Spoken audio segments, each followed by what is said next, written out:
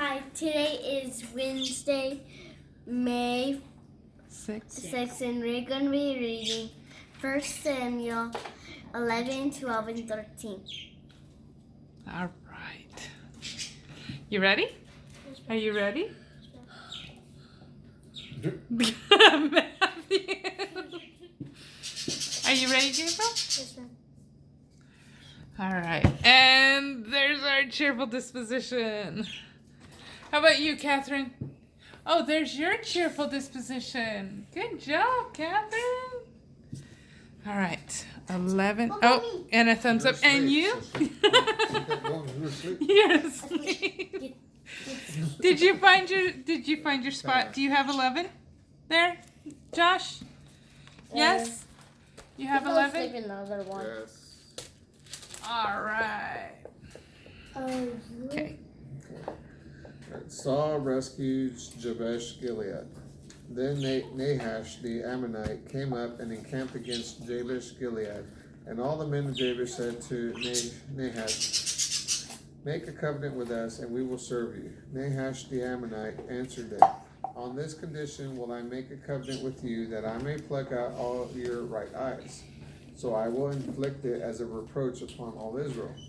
The elders of Jabesh said to him, "Give us 7 days, that we may send messengers to all the territory of Israel.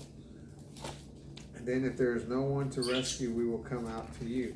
So the messengers came to Gibeah of Saul and spoke the words in the ears of the people. And all the people lifted up their voices and wept. Now Saul was coming out of the field after the cattle, and Saul said, "Why are the people weeping?" And they reported to him the words of the men of Jabesh. The Spirit of God came strongly upon Saul when he heard these words, and he became very angry. He took a yoke of oxen and hewed them in pieces, and he sent them throughout all the territory of Israel by the hands of the messengers, saying, "Whoever does not come out after Saul and after Samuel, so will it be done to his oxen." And the fear of the Lord fell on the people, and they came out as one man. When he numbered them in Bezek, the children of Israel were 300,000, and the men of Judah 30,000. They said to the messengers that came, "Thus will you say to the men of Jabesh Gilead, tomorrow by the time the sun is hot, you will have help." And the messengers came and reported it to the men of Jabesh, and they were glad. Therefore the men of Jabesh said, "Tomorrow we will come out to you, and you may do to us all that seems good to you." On the next day Saul put the people in 3 companies, and they came into the midst of the camp in the morning and struck down the Ammonites until the heat of the day. Those surviving were scattered, so that even 2 of them were not left together. Saul confirmed as king. The people said to Samuel, who said, "Shall Saul reign over us? Bring them in, that we may put them to death." Saul said, "There will not be a man put to death this day, for today the Lord has worked deliverance in Israel." Then Samuel said to the people, "Come, let us go to Gilgal and renew the kingdom there." All the people went to Gilgal, and there they made Saul king before the Lord in Gilgal. And there they made sacrifices of peace offerings before the Lord, and there Saul and all of Israel's fighting men rejoiced greatly. Samuel's very well addressed, chapter 12. Then Samuel said to all Israel, "I have listened to your voice in all that you said to me, and have made a king over you. And now, see, the king walks before you, but I am old and gray-headed. As for my sons, they are with you, but I have walked before you from my childhood to this day. Behold, here I am. Witness against me before the Lord and before his anointed. Whose ox have I taken, or whose donkey have I taken, or whom have I defrauded? Whom have I oppressed, or from whose hand have I received any bribe to blind my eyes with? Indeed, I will restore it you." They said, "You have not defrauded us, nor oppressed us, neither have you taken anything from any man's hand." He said to them, "The Lord is witness against you, and his anointed is witness this day, that you have not found anything in my hand." And they answered, "He is witness." Samuel said to his people, "Is it the Lord that prepared Moses and Aaron, that brought your fathers up out of the land of Egypt?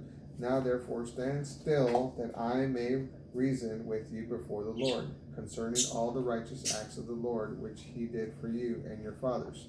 When Jacob came into Egypt, and your fathers cried out to the Lord sent Moses and Aaron, who brought forth your fathers out of Egypt, and made them dwell in this place. When they forgot the Lord their God, he sold them into the hand of Sisera, captain of the host of Hazor, and into the hand of the Philistines, and into the hand of the king of Moab. And they fought against them. They cried to the Lord and said, We have sinned, because we have forsaken the Lord, and have served the Baals and the Ashtaroths. But now deliver us out of the hand of our enemies, and we will serve you. The Lord sent Jerubbaal, Bedin, Jephthah, and Samuel, and he delivered you out of the hand of your enemies on every side, and you dwelled in safety. Then you saw that Nahash, king of the Ammonites, came against you. You said to me, No, but a king will reign over us. Then, when the Lord your God was your king. Now therefore look at the king whom you have chosen, and for whom you have asked, and see, the Lord has set a king over you. If you will fear the Lord and serve him, and obey his voice, and not rebel against the commandment of the Lord, then both you and the king that reigns over you will continue following the Lord your God. But if you will not obey the voice of the Lord, but rebel against the commandment of the Lord, then will the hand of the Lord be against you as it was against your fathers. Even now, take your stand and see this great thing which the Lord is doing before your eyes. Is it not the wheat harvest today? I will call to the Lord, and he will send thunder and rain, that you may know and see that your wickedness is great, which you have done in the sight of the Lord, by asking for yourselves a king. So Samuel called to the Lord, and the Lord sent thunder and rain that day. And all the people greatly feared the Lord and Samuel. All the people said to Samuel, Pray for your servants to the Lord your God, that we will not die. For we have added to our sins this evil, to ask for ourselves a king.